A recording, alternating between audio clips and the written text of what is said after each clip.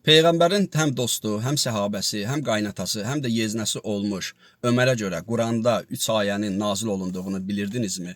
Bəli, Ömərə görə Quranda 3 ayə nazil olunub. Bu da harda keçir? Bunu bizə Səhih Əl-Buxaridə keçən hədis deyir. Əlham Musayevin tərcüməsində olan Səhih Əl-Buxari, hədisi sona qədər dinləyin.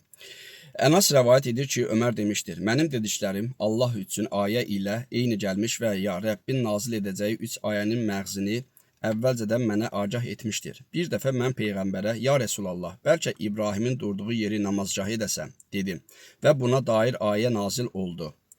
Yenə bir dəfə, ya Rəsulallah, sənin evinə həm xoşniyyətli, həm də pisniyyətli adamlar gəlir. Bəlkə möminlərin analarına hicab geyməyi əmr edəsəm, dedim. Allah da hicab ayəsini nazil etdi.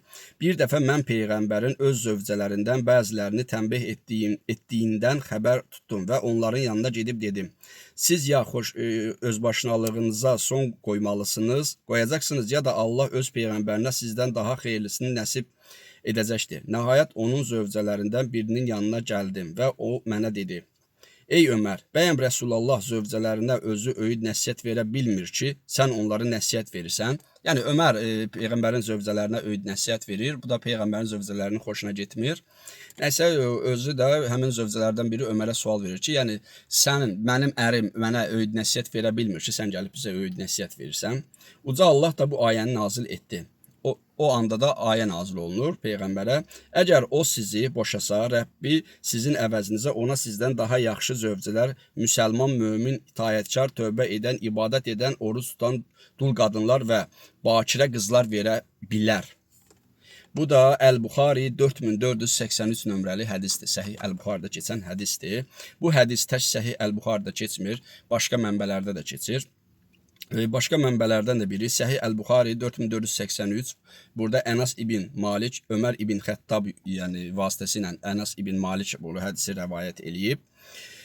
Sonra bu keçir Səhih Müslim 2399 nömrəli hədisdir. Burada da İbn Ömərdən yəni gəlmiş hədisi nəql eləyir, Ömərin oğlu.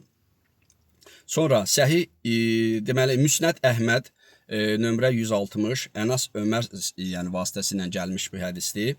Səhih İbn Hibban nömrə 6896, yenə Ənas Ömər vasitəsilə gəlmiş hədisdir. Şərh-ü Müşkil Əl-Asar 4-cü cild 340-cı səhifə nömrə 1650, Ət-Təhavi eyni məzmunlu, yəni orada da qeyd etmişdir.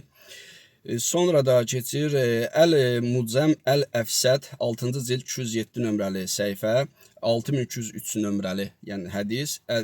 Burada da eyni Təvabidən gəlmiş, Təvarani belə bir şey burada da nəql eləyir. Bir sözlə bu Buxaridə keçmiş hədisdir. Buxaridə də var. Başqa mənbələrdə mən saydım burada adlarım. İstəyən olsa gedib yenə araşdıra bilər.